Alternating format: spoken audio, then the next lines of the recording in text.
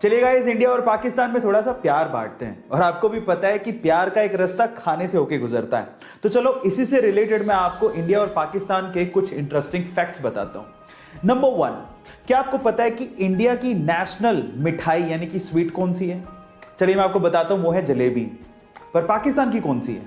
पाकिस्तान की national sweet है गुलाब जामुन। दूसरा सवाल, क्या आपको पता है कि इंडिया का नेशनल खाना कौन सा है?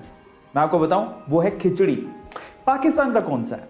पाकिस्तान का नेशनल खाना है निहारी।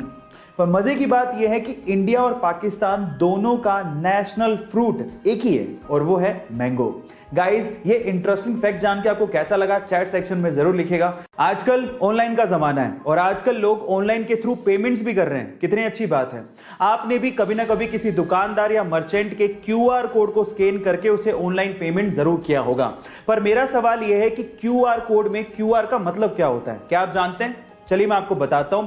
इसका मतलब इसके काम में ही छिपा है। मान लीजिए कि क्यूआर कोड होता ही नहीं, तो आप पेमेंट कैसे करते हैं? आप उसका मोबाइल नंबर लेते या अकाउंट नंबर लेते, फिर उसे एंटर करते, वेरीफाई करते, फिर पेमेंट करते।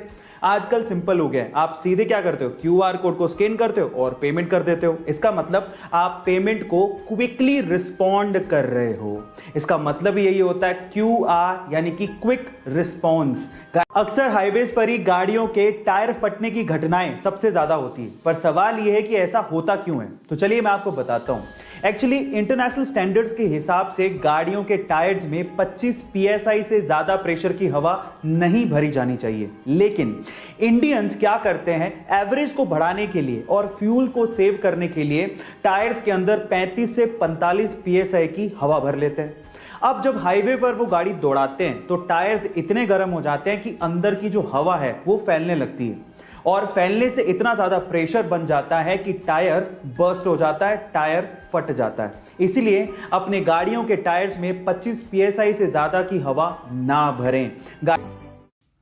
बचपन से ही फुटबॉल को लेके बहुत ज्यादा पैशनेट था। उसका सपना था कि वो प्रोफेशनल फुटबॉल प्लेयर बने। लेकिन वो कहते हैं ना कि किस्मत कोई भी बड़ी चीज इतनी आसानी से नहीं देती। कुछ ऐसा ही हुआ। अचानक से उसे पता लगा कि उसे ग्रोथ हार्मोन डेफिशिएंसी है।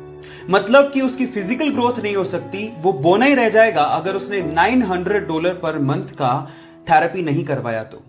इतने बड़े एक्सपेंस को उसकी फैमिली अनफॉर्चुनेटली बियर नहीं कर सकती थी। जिस क्लब के लिए वो खेलता था उसने भी इस मेडिकल एक्सपेंस को बियर करने के लिए मना कर दिया। जिस भी क्लब में वो अप्लाई करने जाता था वहां पर उसके मेडिकल कंडीशंस, उसकी फिजिकल कंडीशंस को देख के उसे मना कर देते थे, उसे रिजेक्ट कर देते थे।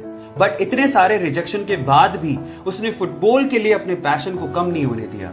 फाइनली किस्मत के दरवाजे खुले और एक बहुत बड़े football club, Barcelona football club ने उसे इनवाइट किया और कहा कि अगर वो उसके टेस्ट सेशन को पास कर लेता है तो उसके मेडिकल एक्सपेंसेस को वो क्लब बियर करेगा।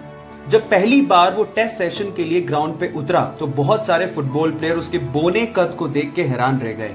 लेकिन जब उसने परफॉर्म किया तो सब एक ही बात बोल रहे थे कि ये लड़का फुटबॉल खेलने के लिए पैदा हुआ है। बस फिर क्या था, बार्सिलोना क्लब ने उसे जिंदगी का पहला कॉन्ट्रैक्ट दिया। उसके बाद उसने जिंदगी में पीछे मुड़ के नहीं देखा। वो वर्ल्ड का मोस्ट वैल्यूएबल फुटबॉल प्लेयर बना। इसके अलावा वो हाईएस्ट पेड फुटबॉल प्लेयर भी बना। उसका नाम है लियोनेल मेसी। गाइज, एक बार किसी रिपोर्टर ने उससे पूछा कि उसकी ओवरनाइट सक्सेस का राज क्या है, तो उसका जवाब आप लोगों को सुनना चाहिए। उसने कहा कि इस ओवरनाइट सक्सेस के पीछे 17 साल 114 दिन की कड़ी मेहनत है। उसके बाद वो यहां तक पहुंचा। सो गाइज, इसीलिए कहते हैं कि सक्सेस ओवरनाइट नहीं मिलती। उसके लिए आपको कड़ी मेहनत, बहुत ज्यादा हार्ड वर्क, पैशन के साथ करना पड़ता है, पेशेंस रखने पड़ते हैं। और अगर आप में वो पेशेंस हैं तो आप भी रिकॉर्ड तोड़ ही दोगे। So guys, stay motivated, focus कीजिए।